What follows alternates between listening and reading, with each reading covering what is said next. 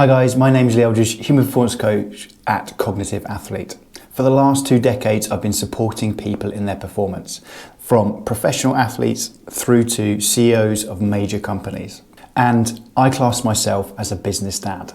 A business dad is somebody who's trying to grow their business, move forward, but also be the best dad that they can be. Whether that is them as a founder or whether that's them as a CEO or senior leader in that business. And this term came to me in November 2020, when my daughter was screaming at me to play with her, play Lego with her, and I was too busy kind of with the business and always thinking about the business. And I found it really difficult to switch off and switch on. And one area that I really started to think about was how I define my success and how I wanted to think to myself about what is success for me. Since then, I've gone off and I've interviewed 65 business dads to understand how they define success and what it means to them to be a business dad or to be a good business dad. In this video, I'm going to break down the 3 areas that I believe you need to think about before defining your success, or the 3 areas that make up how we should go about looking at defining success. These being your vision, your values, and your purpose. And we're going to go through each area, and I'm going to ask you to think about it and give you some questions for you to go away and to come up with your VVP. But before that, let's talk about my findings from the research. And it can actually be quite easy to define success from a business term compared to being a dad. And it's very easy to think of it from a numbers point of view in terms of income, profit loss, turnover, as how successful you are in business. But as a dad, that can be pretty difficult. It's hard to put numbers on how successful you are as a dad. And working with hundreds of high performers in business, it's been an interesting process to kind of understand how some of them who look to be super successful are really struggling with what's going on. You know, they could be a CEO in a position or a founder of a big company. On the outside, we think, wow, what a successful individual. But if we look internally, or they allow themselves to look internally, there's huge struggles and challenges going on with loneliness, you know, lack of feeling of being engaged, or a lack of ability to be engaged in one task, you know, this feeling of being pushed around, this feeling of lack of control, this feeling of lack of time, all the areas that business dads have challenges and fears and drive them forward. So in the dictionary, success is defined as an achievement of a desire or planned or something that you're working towards. And the business dads I speak to, I'm always asking, you know, what are you wanting to achieve and what are you trying to drive for? And that helps them to create the first part, which is vision. And we're going to talk about that now. So when I mention vision, and it's often spoken about, and lots of people talk about, and they say, you know, what's your vision or what's your vision statement? Well, really, it's a long-term vision, something 5 to 10 years down the line that you are looking forward to, or you are looking towards, kind of your guiding North Star.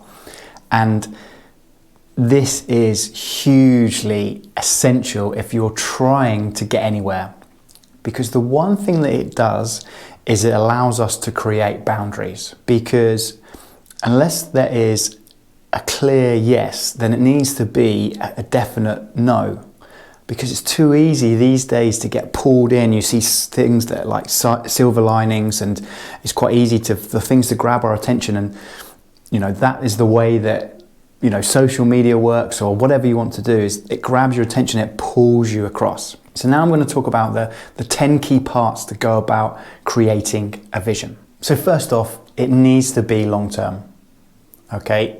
It needs to be 5 or 10 years in the future. You need to dream big.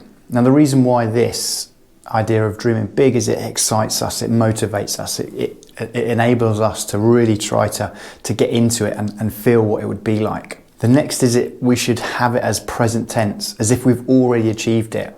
So instead of I want to, it should be I have, because then we're creating that area for us to step into. The next is to see it, feel it, and hear it. We need to be able to live the experience before we've kind of experienced it. And a great person is Joe Dispenza. And if you've seen any of his work, I'll link a couple of his books in the description. I strongly suggest that you go check them out. The next, it needs to be clear and jargon free.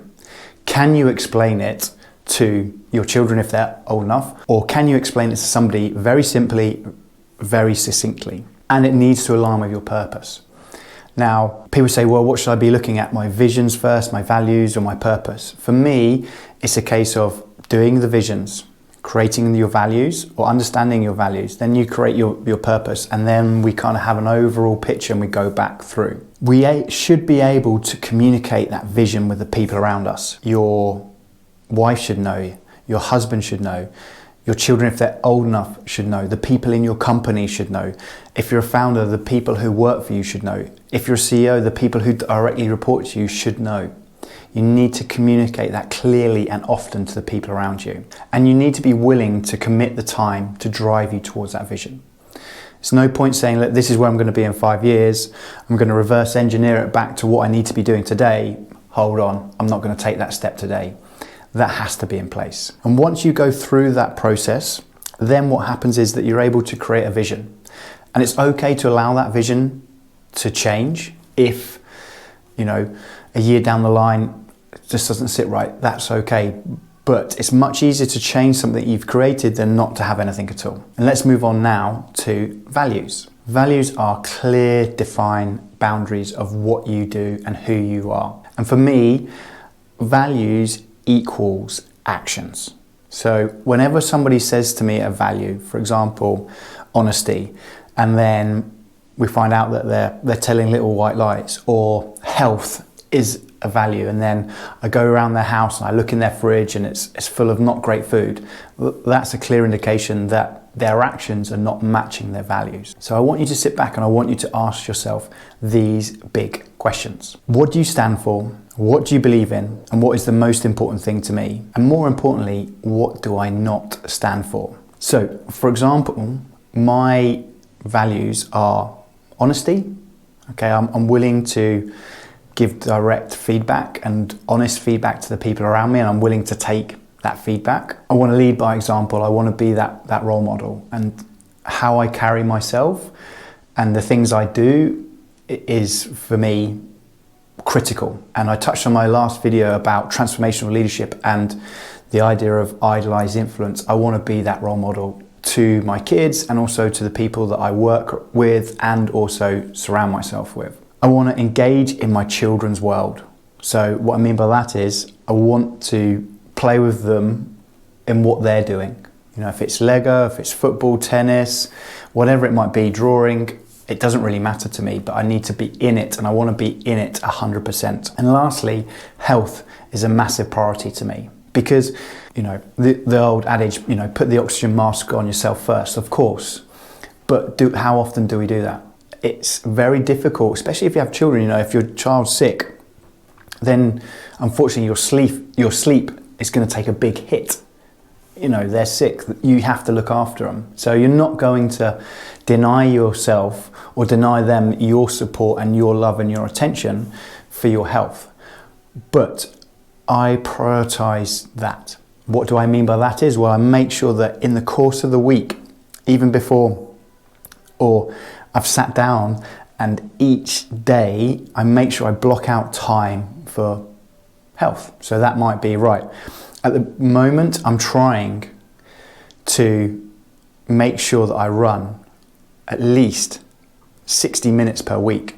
So I book out 2 30-minute slots where I go for a run. I'm getting in the gym 3 times a week. So I block out 3 lots of an hour and I build that into what I am trying to do. So instead of, doing a full day of work or getting up at silly o'clock to go to the gym, what I'm trying to do is I'm building that into my life because I understand that's a priority. And that's one of my values. The next is the big one, your purpose.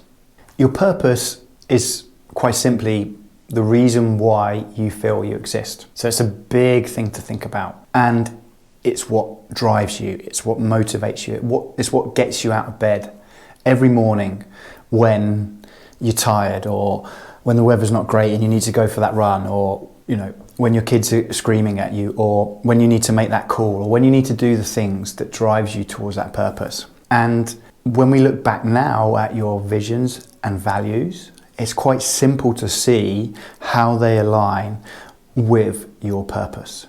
So what I'd like you to do now is I want you to take some time and you're going to answer the following questions. As I mentioned, what gets you up in the morning? What gives you the most energy? What if you could spend all your time doing? If you could fail, what would you be doing? And ultimately, what is your deepest purpose? Daniel Pink talks about it in his book, Drive, links in the description, about autonomy, mastery and purpose. And he talks about the big P and the little p. So a big P is, I want to end, world hunger. And then a small p might be, your purpose in the company that you work for or the people around you. And it doesn't really matter, but we need to have that P in place to make sure that we're motivated. So take some time. Journaling or writing these things down is probably one of the best way to do it, because we just let everything go. Instead of typing it out where it's a little bit controlled, or grammar and spelling pops up and our brain then switches into being like, right, this needs to be perfect, because perfection is a big thing, especially that I've noticed from business dads when I speak to them that's one thing is a big negative for them, but then also a hugely positive. And once you've done that, try to bring them all together. Now, once you've done that, you've got your VVP in line. It's much easier to make decisions. It's much easier to set boundaries. It's much easier to engage and focus on one thing at one time, which is the true performance improver. And once we start to do that, we create that momentum. And then we get this feeling of successfulness, because we're moving in the direction, we're moving towards our visions, under our values, encapsulated with our purpose. Now, if you're interested in becoming a better dad, or you're interested in understanding where you are, I strongly recommend that you take our peak performance test for business dads. The link is in the description. Go along, take it. It takes 2 minutes, and it will help you to understand what areas do I need to be working on, what areas am I doing really well, and what am I not doing so well on, which can be tough to take. As you can see, visions, values and purpose are something that I'm super excited about, and I love to talk to people. Again, if you're interested, drop me an email. I love to chat to business dads. But thanks so much for taking the time to watch this video. As a business dad, we are all busy, but I really appreciate you taking the time. If you haven't already, please subscribe to the channel, hit that notification bell. In the next couple of weeks, we'll be working through some other areas to really dig down about what's going on and how we can go about improving our performance as a business dad. Speak to you soon. Have a great week.